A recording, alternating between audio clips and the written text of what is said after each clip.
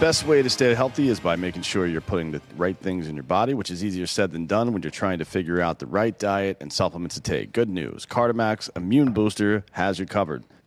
Right now, American Party Podcast listeners get 30% off your next 4 orders. Use the promo code American at cardimax.com. That's CARDOMAX.com, helping you achieve your max.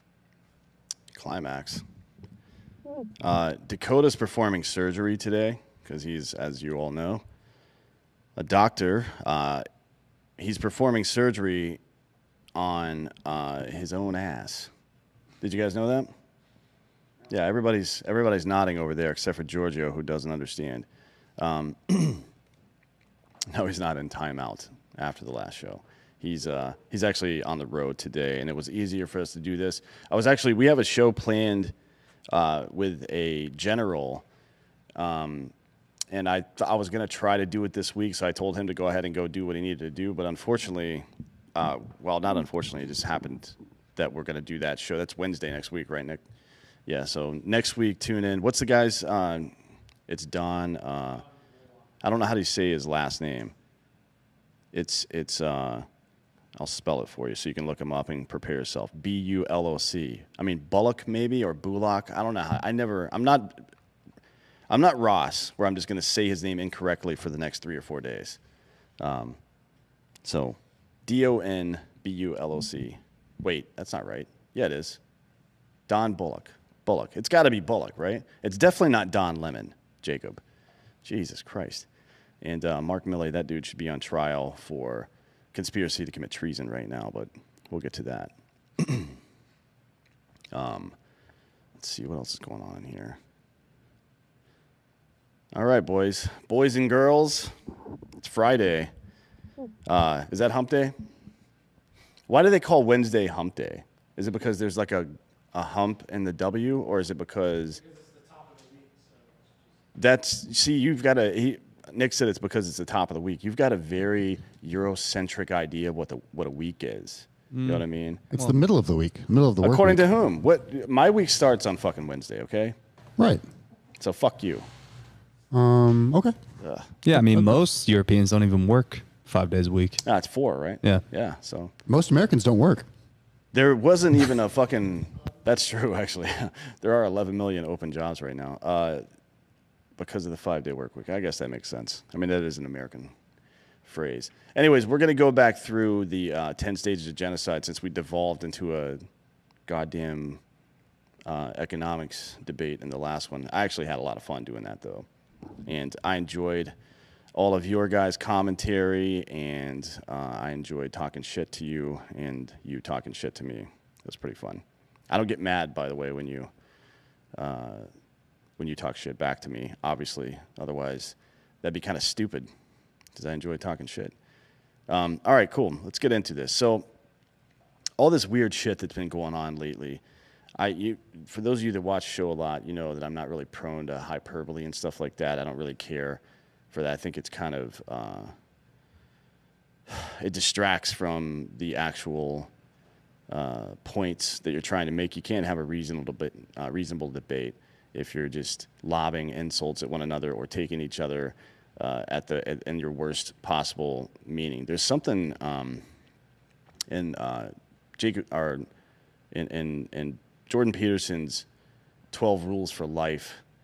One of the things he talks about is how when you're in a debate or argument or whatever, one of the things he uses as a tool in his counseling is that he requires that each party completely understand each other before they move on to the next topic. So if I make a statement or ask a question, it is on you to fully understand what I'm trying to say to my satisfaction, which means you understand it the way that I'm trying to say it. And then vice versa. I understand exactly what you're trying to say as well. And I think that's probably a good idea. I've talked about it on the show before in other shows about the principle of charity and what that means, taking people at the kindest or most generous interpretation. Anyways, let's get into the 10 stages of genocide. I'm going to recap some of this stuff. So the 10 stages of genocide. The founding president of Genocide Watch, Gregory Stanton, wrote a paper in 1996 called The 8 Stages of Genocide, which he presented to the U.S. Department of State. Stanton added 2 additional stages in 2012, resulting in the current 10-stage model of genocide. Stanton's model was created for analyzing the process of genocide and determining preventative measures that might be used to stop each part of the process. The stages are not linear. I made that point the other day, and normally multiple stages will occur simultaneously. It's just a little background info. I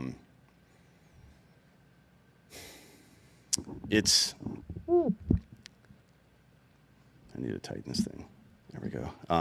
Yeah, it's non-linear, meaning it doesn't go, like, people keep asking what stage we're in now. We're certainly always in multiple stages, presumably, if anything negative like that is happening, you would be in multiple stages at once.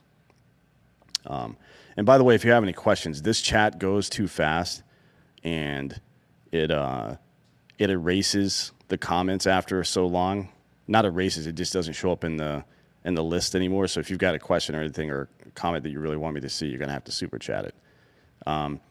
Okay, so stage 1, classification. In stage 1, people are divided into groups to create a sense of us versus them, and that's basically just playing on the tribalism that is intrinsic to human beings. You know what I mean? That it's a pattern recognition thing. So early on, before we had language and society and shit like that, the way that we understood things was by putting patterns together and realizing if something was or was not a threat. Like the bright colors on a snake, for example, is a good indicator. The rattle of a rattlesnake, things like that. And evolution has moved a lot farther than our society has, which means that we still have those pattern-seeking instincts, and we often find patterns that are not actually there. Like if you look up in the clouds and you see a rabbit, that's not a rabbit. I mean, it just happens to look like that, and your brain is trained, I guess, for lack of a better phrase, to do that, to find patterns. So the thing that's most comfortable, or the evolutionary advances that we've made, society still hasn't caught up with it. So now human beings are more or less good to one another for the most part, unless it's a tribalistic, like us versus them thing, or if you're just, an asshole. So anyways, that's the us versus them part. According to Stanton, all cultures have categories to distinguish people into us and them, such as ethnicity, race, religion, nationality, etc. Those are the things that naturally occur. Bipolar societies that lack mixed categories are the most likely to experience a genocide. Examples include Germans and Jews from the Holocaust, or the Hutu and Tutsi from the Rwandan genocide. It's usually like, it's not like 10 different groups against 10 other different groups. It's usually an in-group versus an out-group. And exclusion from a preferred group in society creates an acceptable way to deny the opposing group civil and human rights. So basically, classifying people as something and then demonizing that particular classification, or reaching back into history and classifying them as something else, like calling people Nazis, for example. It gives permission to people in the quote-unquote N group to do pretty much anything they want to that person, to deny them rights, to attack them, etc. In the current political climate, it's emerged in some ways as Democrat versus Republican, left versus right, conservative, liberal, etc. We're seeing it, these days it's turned into more of a moralistic classification, where it's vaccinated versus unvaccinated, or people that care about climate change versus people who don't, or whatever, right? There's all sorts of these virtue signaling moralistic causes. The main preventative measure at this early stage is to develop universalistic institutions that transcend all these things, like ethnicity, race, your political party, ideological divisions, etc. And the search for common ground is vital to early prevention of genocide. So basically, instead of finding the least common denominator, right? What's the thing that how do we separate ourselves into the most groups, which is what the 1619 nonsense and intersectionality and all this stuff seeks to do. By the way, this is 30 plus years of social science that suggests this is how these things happen. So these people that are trying, I've said this a million times on this show and Drinking Bros, etc., that if somebody's trying to divide you, they are trying to conquer you. And that is exactly what this research shows. So the remedy for this, I guess, for lack of a better phrase, is to find what you have in common with most people, and not just individually, but make that part of culture, that we seek out things that bring us together. I mean, look, how many times have you looked in the stands at a sports stadium and seen people of varying racial, ethnic, national, and religious and political groups excited or depressed about the outcome of a game, like a fucking silly game? And Peterson talks a lot about that as well. He talks about how when you hold an object in your hand, it becomes an extension of your hand. You feel like this is part of you, right? You can feel when it hits something. You know what I mean? You can tell. And your depth perception changes. So instead of me thinking that this is my depth now, I actually add this, half an inch onto the length of my arm. And in the same way, whenever we accept an ideology or a group or an identity or whatever it is, that becomes an extension of ourselves. So he talks about patriotism and how a lot of people think that the violence and the willingness to do violence by people who are patriotic about their country is somehow a form of aggression that needs to be exercised. But in reality, it is because I feel like I am America and America is me. And it's a natural instinct to protect that. So those are good things to take into consideration. And I see your chats. I'm going to get to this in a sec. Just let me go through to step 2, or stage 2 rather, symbolization. And this is important because of what I mentioned earlier and how the brain works, how our brains are designed to protect us and also lead us in good directions by categorizing things based on patterns, smells, sounds, all sorts of different stimulus. Stage 2 applies names or symbols to the classification. For example, distinguishing people by race, ethnicity, political ideology. Applying names or symbols to people are natural inclinations for us, and it doesn't necessarily result in genocide unless they are used specifically to dehumanize others. Now, we've seen this even in America in the 20th century, and even, I guess, to some degree now. I mean, using slurs or shortened nicknames that have some kind of negative implication to describe the enemy in combat. Now, we've said Haji quite a bit. That's not in any way a slur. It actually is a term of respect in their culture. But we've said it with a little stank on it, I guess, for lack of a better phrase. I mean, it wasn't the way that we said it wasn't great. And, dehumanizing your enemy makes it a lot easier to do certain things. So when combined with hatred, these symbols may be forced upon unwilling members of opposing groups, with historic examples obviously being the yellow stars Jews were forced to wear. Stanton states that the symbolization can be deterred by criminalizing hate symbols or hate speech. I don't know how I feel about that. I think people in the government or media using these might be problematic, but the individual, I don't like the idea of banning burning flags or banning saying certain words or things like that. I think that's a problem because it could be weaponized so easily. Like, think about this from the gun perspective. I know a lot of you out there are the shall not infringe type that don't want any gun laws at all. But each one of you knows somebody personally that you know for a fact should not own a gun, right? So it's not that there shouldn't be any gun laws or that there should be all gun control, right? We know it's somewhere, and it's definitely not in the middle either. The problem with the debate is that we don't want to give the government that control because the government can't be trusted. And then any control you give the government can then be weaponized against the people. That's the issue, and that's the issue here.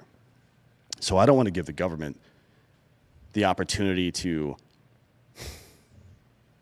to create laws and regulations that might be weaponized later on by somebody else with a more malicious intent. I think that's a reasonable thing. I also think that,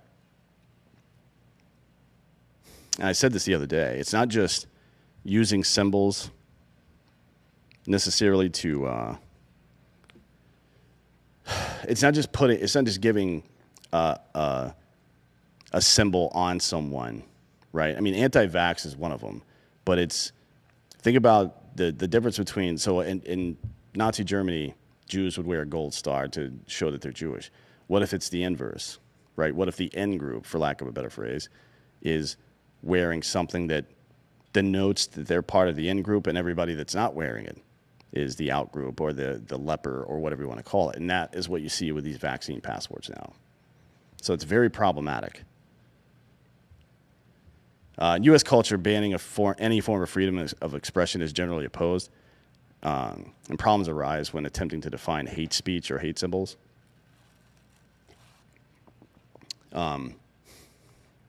It's worked in Bulgaria to some degree, but it's not worked in Germany. So Germany for a long time has had these anti-Nazi laws that essentially suggest, like, you can't say anything pro-Nazi in Germany or you go to jail.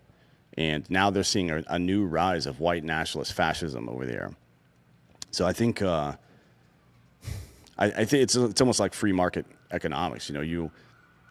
There's some regulation to some degree about what you can and can't do, but for the most part, you avoid giving the government that power. You let people decide that they're not gonna. Not just let them, but empower them to decide that they're not gonna fucking deal with that horse shit. You know what I mean? So that's why with the cake nonsense. What was that in Oregon? Do you remember the gay cake thing? That was in Oregon, right? Yeah, I think it was in Oregon. So I'm not gonna force people to make a cake for someone they don't want to. What I will do, though, is allow them to make that mistake, to be discriminatory against somebody else, and then let good people decide that that's a stupid thing to do. That's how I think that should be handled. During World War II, the Bulgarian government refused to supply enough yellow badges, resulting in 80% of Jews not wearing them and depriving their significance as a Nazi symbol. Now, that's a way that you can take the power out of the symbol.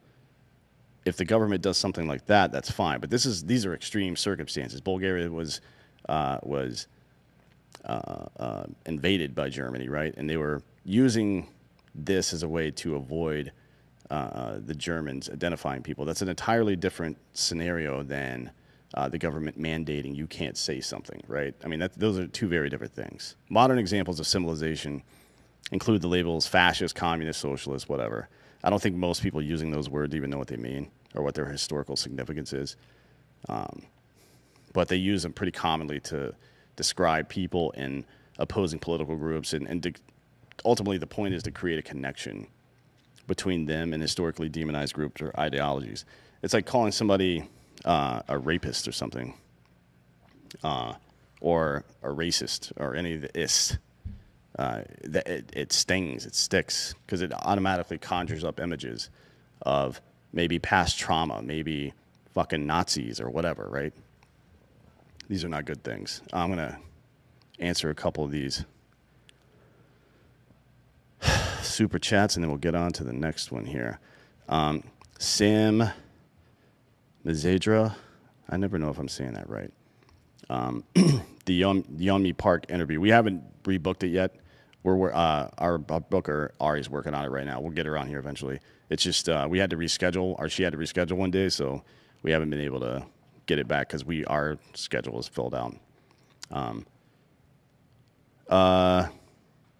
American Rustic Works says, I'll fall on the sword here. Thoughts on Dakota in the last episode. He turned a bunch of us off, and it was a side we haven't really seen before. I mean, a lot of what Dakota does is play devil's advocate, right? Because otherwise, we're not really having we're not having a debate. We're just like jacking each other off at that point. You know what I mean? If we're both just saying the same shit and volleying back and forth, that doesn't make a whole lot of sense.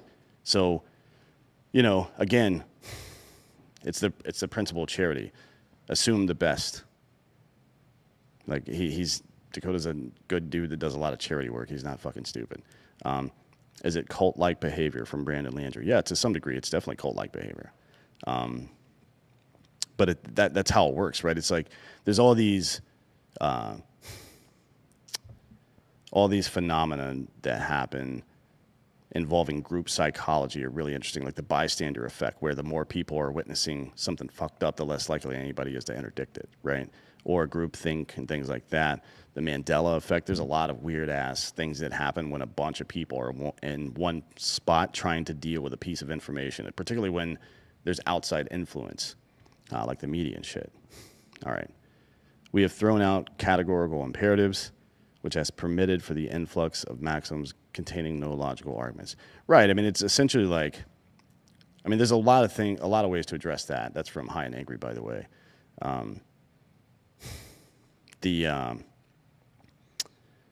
Like the whataboutism, or like we were talking about, so like just calling somebody a Nazi without making an argument about what they are doing and how it might relate to National Socialism or fascism in general, or even authoritarianism in general. You just call somebody a Nazi and hang your hat up and go home.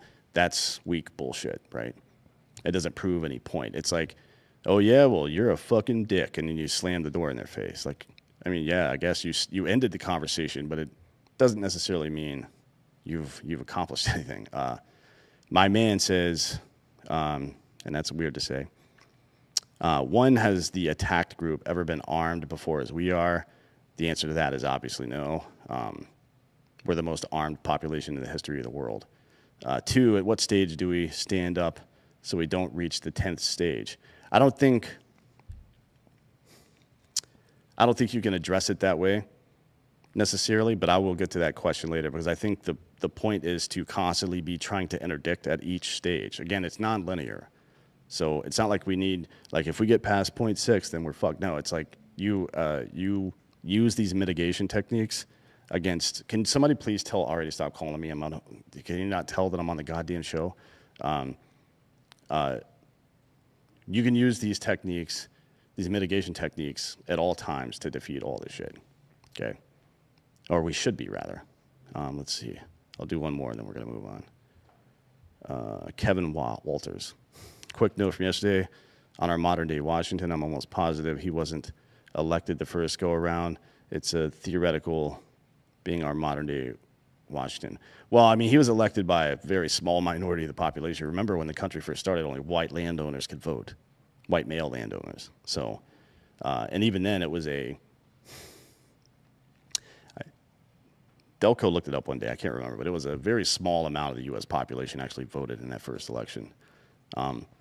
And I'll do one more. Michael Berries says, Dan, come run Ardennes one more time. Not on your fucking life. Fuck that. And Sam Mazadra, got it. All right, cool. We're going to go on to stage number 3. Stage 3 is discrimination. So, as defined by Stanton, discrimination is when a dominant group uses law, custom, and political power to deny rights of other groups. The group being denied their civil rights may not be given full civil rights, voting rights, or even citizenship. This exclusionary ideology advocates for the monopolization or expansion of power by the dominant group and legitimizes the victimization of weaker groups. For example, the Nuremberg laws of 1935 stripped Jews of their German citizenship, people that had lived there multiple generations. It also prohibited their employment by government and government agencies, universities, etc. Man, that sounds really familiar to what's happening right now. I mean, if you're unvaccinated right now, they're not going to tell you that you can't work here because you're unvaccinated, but they will make it. Well, some people actually are saying that, straight up saying you can't work here if you're unvaccinated, unless you're a member of Congress or one of their staff or an employee of the CDC, oddly enough. A lot of these places don't have that issue. So you don't have to pass a law that says you can't work here if you don't fall into my group. All you have to do is what Joe Biden did, which is to say weaponize OSHA. as a way to keep people from a certain class from working. Discrimination against certain minority groups was written into the U.S. Constitution, actually, until post-Civil War amendments were added, banning those discriminatory practices like the 14th Amendment. Stanton states that to prevent discrimination, full political empowerment and citizenship rights must be afforded to all groups in a society. And one of the things we know, excuse me, about the economic development of second and third world countries, and those are Cold War era terms, but let's just use them for lack of a better phrase here. One of the key indicators that a country is turning around is the economic empowerment of women, because that's 51% of your population that are now contributing financially to the economy. So it not only is it right, but it also makes a lot of sense. So discrimination on the basis of nationality, race, ethnicity, religion, or political ideology has to be outlawed, and technically is in this state. But we decide which categories that applies to, right? So political party is not a quote-unquote protected class, which means, technically speaking, you can discriminate against somebody of a particular political party. Individuals given the right to sue the state, corporations, and other individuals if their rights are violated, that is something that we do have. So that the courts are a tool. The problem I'm seeing, it's a Glock 43X. Anyways, the problem I see is that the judiciary is now, it's gone wild. There are activist judges, right? A judge's job is to not even to interpret the law necessarily. It's to, I guess in a way it is to interpret the law. It's not to make laws for sure. It's certainly not to establish case law or be activist. That's very problematic. Let's see. Stage 4, dehumanization. We spoke about this a little bit before, but in the fourth stage, one group denies the humanity of the other group, and their members are equated to animals, vermin, insects, or diseases. For example, deplorables, libtard, things like that. But it definitely comes more from the left these days. Anti-vaxxer. Most people who are involved in this argument right now, I actually know quite a few people who are vaccinated who are very anti-mandate. Ben Shapiro is one of those. Most of the people that I know have been vaccinated, and I don't know any of them that think a mandate is okay. But that phrase anti-vax is one of them, and classification is closely associated with dehumanization, as it provides labels and symbols used to identify the members of the targeted group. So anti-vax. You take a very broad and nuanced conversation and you reduce it to a narrow definition that can apply to anybody that doesn't agree with you, right? Which is a big fucking problem, because not only did it become weaponized at that point, it also robs you of the ability to think critically about the issue. Classification. Now, dehumanization is necessary to overcome the natural human inclination to be repulsed by violence and murder. If you've read On Killing by Lieutenant Colonel Grossman, you'll understand some of that, because he talks about some of the psychology behind that, about how soldiers in previous wars, particularly in the Civil War, would shoot over the heads or into the dirt in front of the firing lines of the enemy because they didn't want to kill people. During this stage, propaganda spread by social media, television, radio, even schools to vilify the targeted group. Now, this is what happens in Saudi Arabia with the madrasas, these elementary schools that teach death to America. And it isn't necessarily, you don't have to have a curriculum that says that these people are bad, right? You just associate them with all the bad things. You teach, let's say you have 3 items, item A, item B, item C. Item A is something that you want to demonize, right? So you talk about item B, which is clearly immoral, like Nazis, for example. You talk about the Nazi party and all the shit that they did. And then to get to C, all you have to do is compare A to B, right? Now people think, oh, they're basically Nazis, which is a ridiculous argument, right? And we all know that, but it works. This indoctrination paves the way for incitement of violence, as the majority group is taught to regard the other group as less human. The powerless group can then be so dehumanized that they are given numbers rather than names, such as how the Nazis assigned numbers to the Jews in death camps. Stanton states that the dehumanization can be deterred by making the distinction between incitement to genocide and free speech. Genocidal societies lack constitutional protection for countervailing speech and should be treated differently than democracies. This is why Peterson was so angry. I think it was in 2016 when the Canadian government passed laws that criminalized misgendering people. Not because he would intentionally misgender someone to be rude, but because the state compelling you to say something.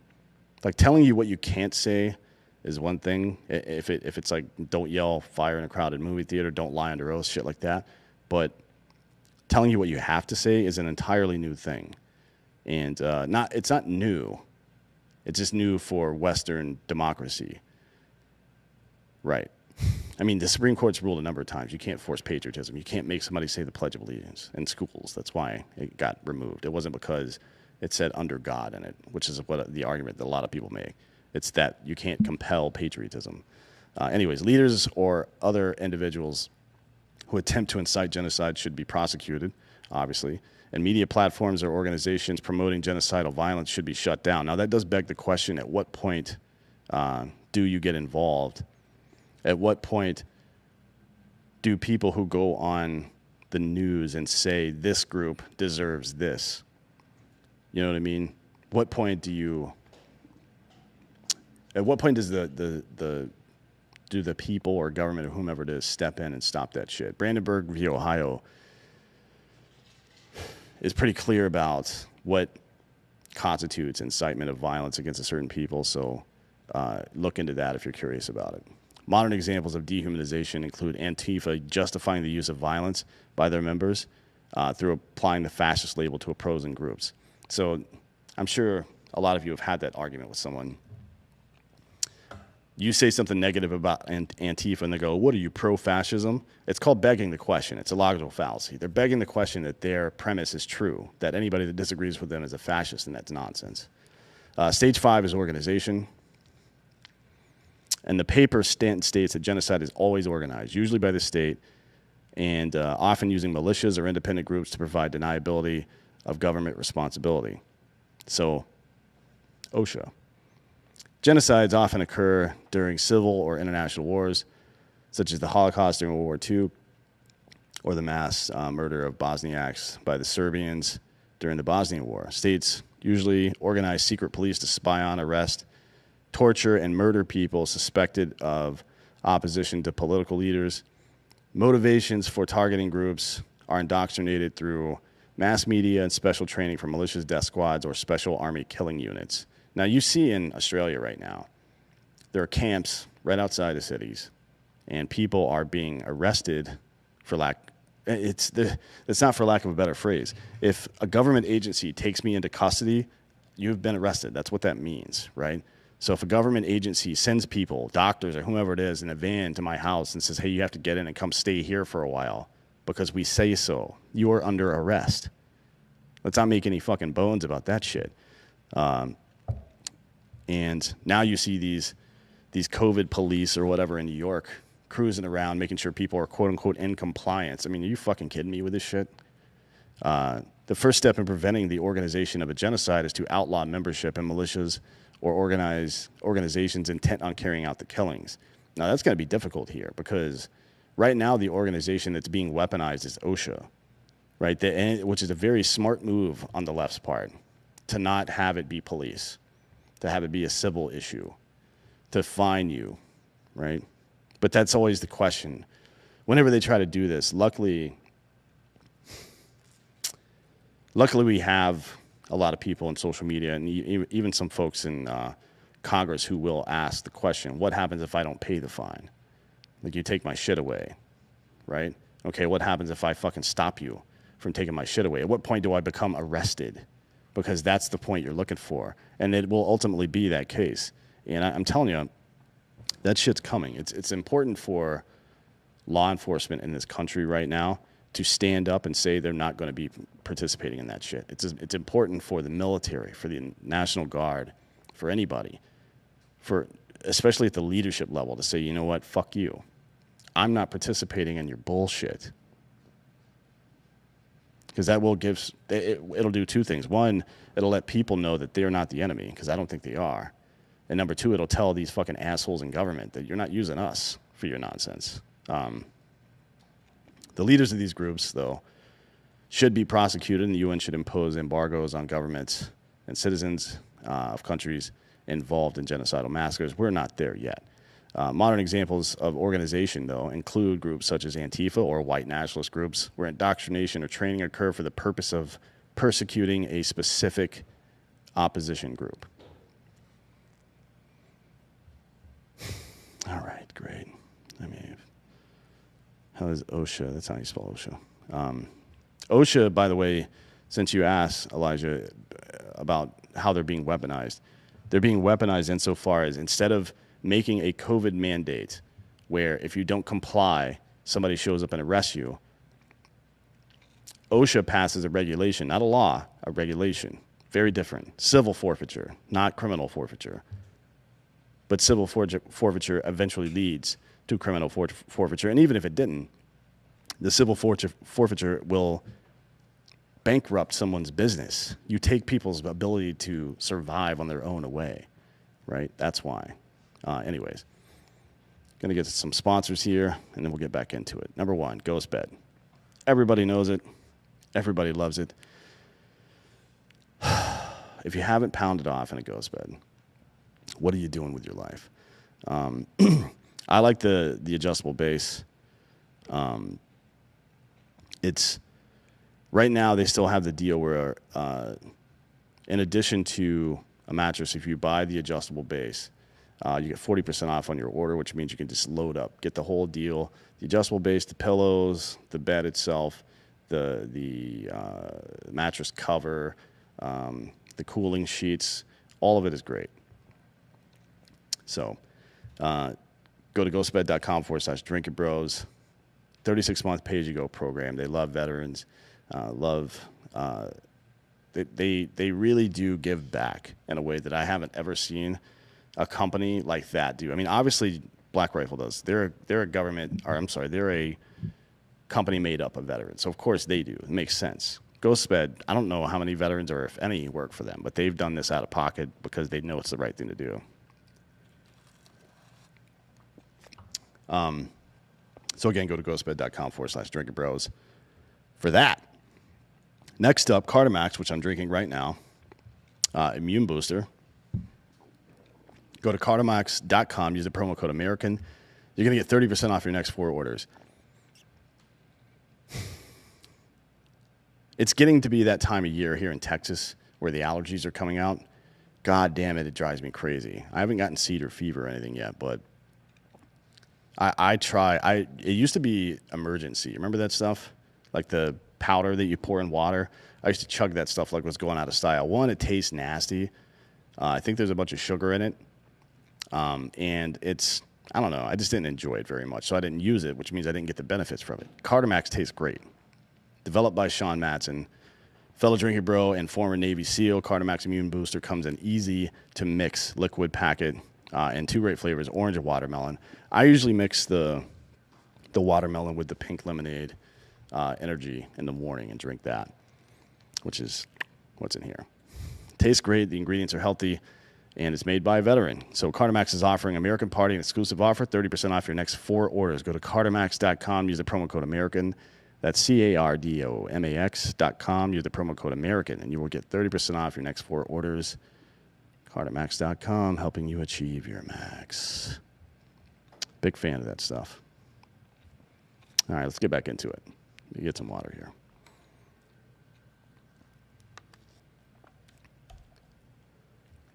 Stage 6 is polarization.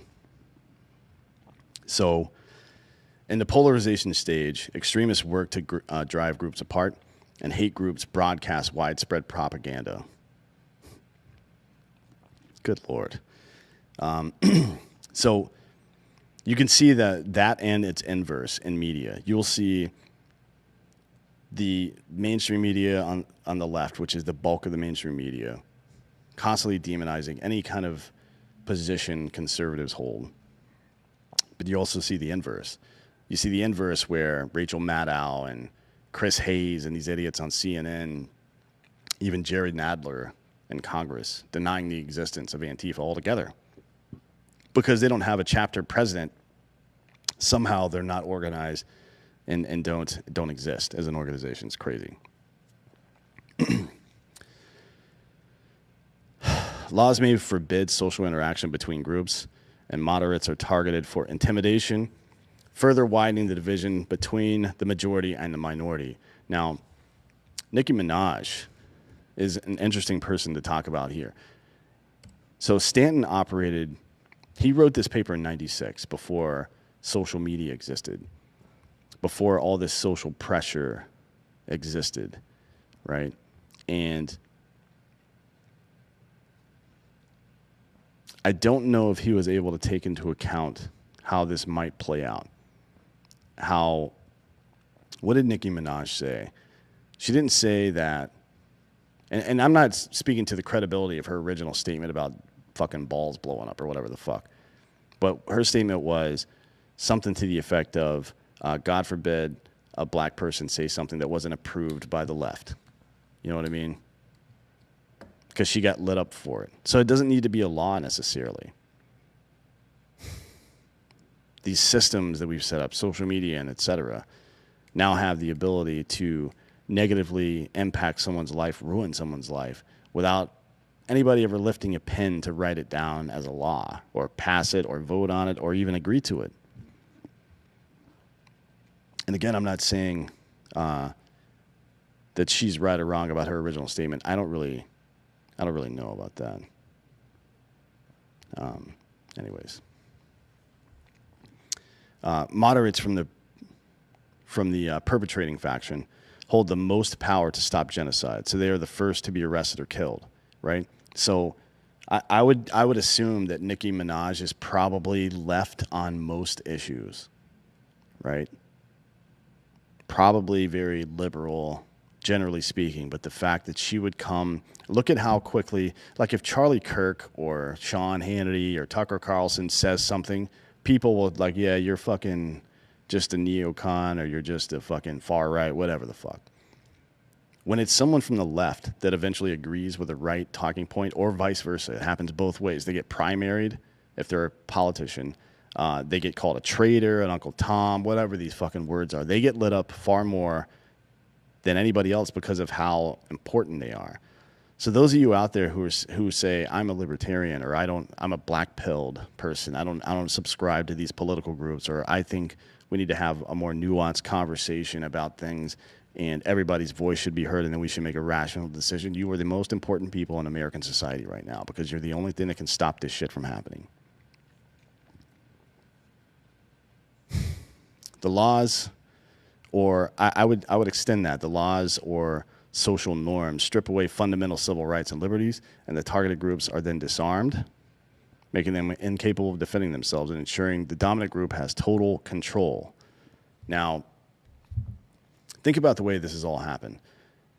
Since the 90s, the left has been trying to limit gun rights significantly. Now, they're trying to limit what you can and can't say, where you can go and where you can't go. They're trying to limit your movement. Movement is a form of free speech. They're also trying to limit your ability to spend money without the government knowing what's going on, right? Any account, if this bill passes like Biden wants it to, any account of any sort that has $600 or more in it, every single transaction gets reported. Why do you think that is? It's not just about money. It is, for sure, it's somewhat about money, but ultimately it's intended to be a weapon to use against people. To prevent polarization, moderate leaders may need additional security to prevent them from being targeted by members of their own group. That means when somebody you disagree with on pretty much everything speaks out on an important issue, whether you agree with it or not, as long as they are trying to fundamentally help the country, it is incumbent upon you to defend them. Not just defend them physically, but defend their reputation, defend their ability to speak freely. Liberty only exists if everybody gets it. Otherwise, it's just another form of fascism, just another form of authoritarianism. It's a lie, like communism. Communists, people who really believe in communism, they don't really love the poor. They hate the rich because they're not rich, right? And you see what happens when they become rich. AOC is a perfect example. She was poor, and she felt sad about it, so she spent years developing a hatred for rich people. And now that she's rich, everybody can see her for the hypocrite she is. Educators should be encouraged to teach tolerance, and national leaders should fiercely oppose polarizing hate speech, like calling each other Nazis, maybe. Arrests of members of opposition groups should also be protested, and if necessary, the targeted groups should be armed so they may defend themselves. Now, everybody wanted Hillary Clinton to go to jail on the right, and everybody wanted Donald Trump to go to jail on the left. We cannot start imprisoning our former presidents. That is the runaway effect. Once that starts happening, it's all over. Current examples of polarization include the common occurrence of political parties ostracizing the more moderate members, and the widespread use of critical race theory materials in schools, which is that shit is banned here in Texas and should be banned everywhere. All right. Again, if you guys have questions, super chat that shit because I'm not going to see it because I'm looking at my notes. And usually when it's Dakota and myself, I bounce back and forth from the notes to the chat, but I can't read both right now. So help me out here. Stage 7 is preparation. During the preparation stage, national leaders prepare their plans for, quote, the final solution. If you've ever seen the movie Conspiracy, very, very good. Very good movie. Stanley Tucci's in it. A bunch of good people are in it. Euphemisms are often used to hide the true intentions of the perpetrators, such as referring to their goals as, quote, ethnic cleansing or purification or, quote, unquote, counterterrorism. I mean, how long have we been hearing that white nationalism is the biggest existential threat to America? How long have we been hearing that? It's been several years now. And George W. Bush, who is responsible for more American deaths than anybody alive right now, unless you count the pharmaceutical industry, is talking about, oh, we got to be wary about domestic terror. What domestic terrorism? January 6th, maybe. I mean, maybe, but I don't see it. They didn't bring any weapons, man. You could make the argument that they were trying to interrupt the democratic process by stopping that vote, and that's a fair assessment, and they should go to jail for that. But this idea that it was an insurrection, give me a fucking break. Anyways, armies are raised, weapons are purchased, troops are trained, and the populace is indoctrinated with fear of the victim group. Like the phrase, pandemic of the unvaccinated. Like Joe Biden on television yesterday saying, well, if you really want to prepare for hurricanes, you better get vaccinated. What the fuck did I just hear? Oof. But it's intended to make you seem dangerous, right? And them seem moral. Because if you're dangerous and they're moral, then they can do whatever they need to do to you to stop you. Leaders on the side of the perpetrators disguise the genocide as self-defense by making claims such as, if we don't kill them, they'll kill us. If we don't force them to get vaccinated, they'll kill us. This stage is marked by a sudden increase in hate propaganda and inflammatory rhetoric with the goal of further creating fear of the targeted group. Political solutions that threaten the power of the dominant group, such as peace talks or elections, may actually act to trigger the genocide sooner. Stanton claims that to prevent the preparation stage, arms embargoes should be placed on the perpetrating faction and commissions created to enforce them. Law enforcement authorities should arrest and prosecute leaders of groups planning genocidal massacres. That's obvious. Now, I don't know what the actual interdiction is for what we're facing right here in America right now, because we are unique in that there is civilian control of the government, technically. So we'll have to circle back on that one. If you guys have any thoughts, throw them in the chat. Stage 8 is the persecution stage. This stage consists of victims being identified and separated out because of their national, ethnic, racial, religious, or political identity, like people who refuse to get vaccinated, for example, not being able to get jobs. During this stage, the symbols applied during the classification stage are used to identify and target members of the persecuted group. This is why it's important that this is nonlinear. You don't have to pass a single bill that says, this group is bad, here's why they're bad, and here's how we're going to punish them for being bad. You pass 3 separate laws, maybe 50 separate regulations and laws together that accomplish all of those things collectively, but not at the same time, right? So, for example, let's just say for guns, you say we're going to ban assault rifles and make that vague, and then you just change the definition over time of what an assault rifle is until all rifles are banned. This has happened before, folks. This is the stage where the actual killings begin. We're not here yet, obviously. The victims' basic human rights are violated through extrajudicial killings, torture, and forced displacement. Now, the forced displacement is happening now. Not so much in America yet, but it is happening in Australia. You guys have seen this shit on the news this week. Members of the target group have their property expropriated, and sometimes they are segregated into ghettos, deported in concentration camps, or confined in famine-struck regions where they are left to starve. Resources such as food and water are deliberately deprived to further weaken the group, and programs are implemented to prevent procreation, such as forced sterilization. The perpetrators watch for whether the massacres are opposed by any effective international response, and if there is no reaction, they continue the genocide.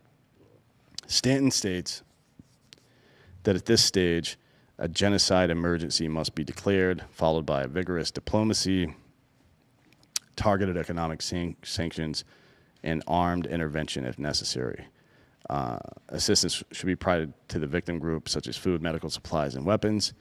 Humanitarian assistance should also be organized by the UN and provide relief groups. Now, we don't need to be armed. We already are. But I do believe that you need to make sure you're keeping a close eye on any of these weird-ass gun laws that are coming by and how they might. Don't just look at the gun law and make a decision about that one law in a vacuum.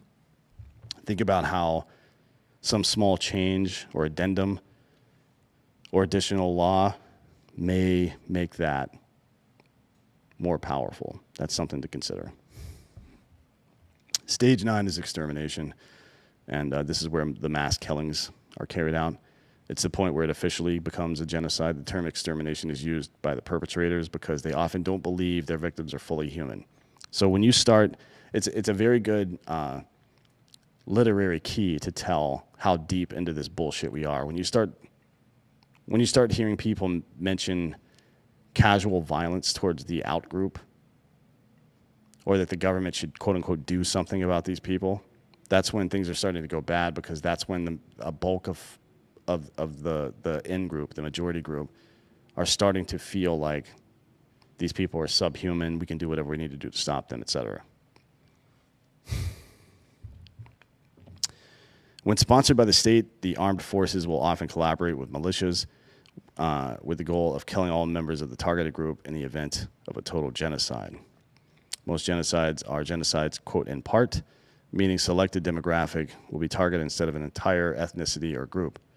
Examples of partial genocides include the murder of all educated members of a target group or the killing of all men of fighting age.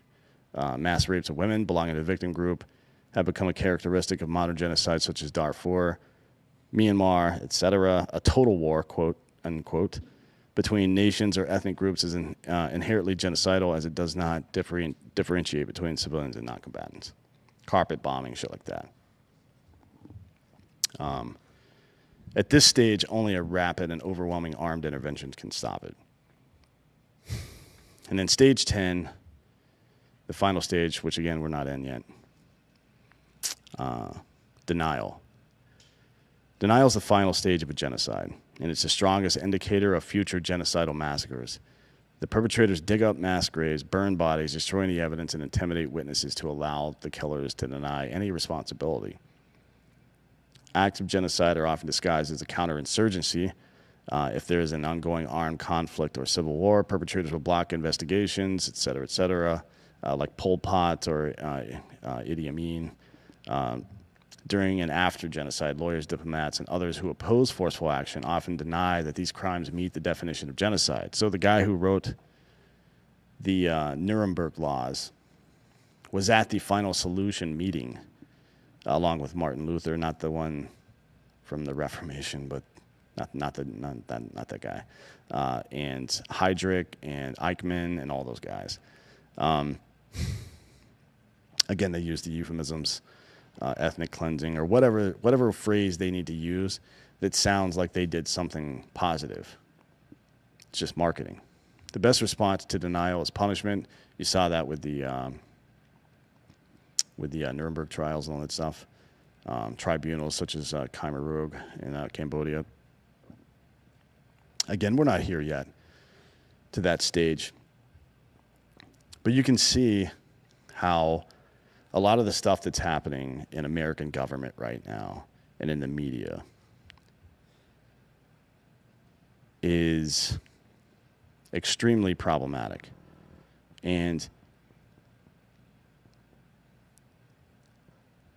the problematic part is,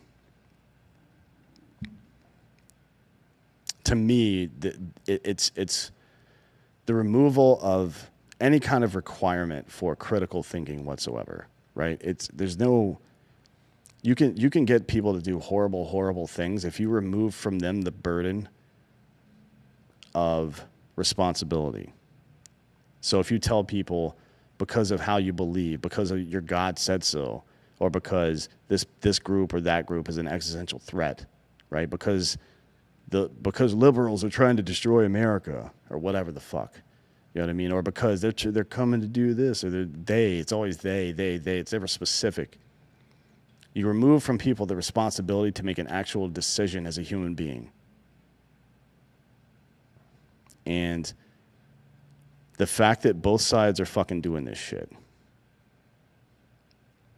is a real fucking problem. I mean,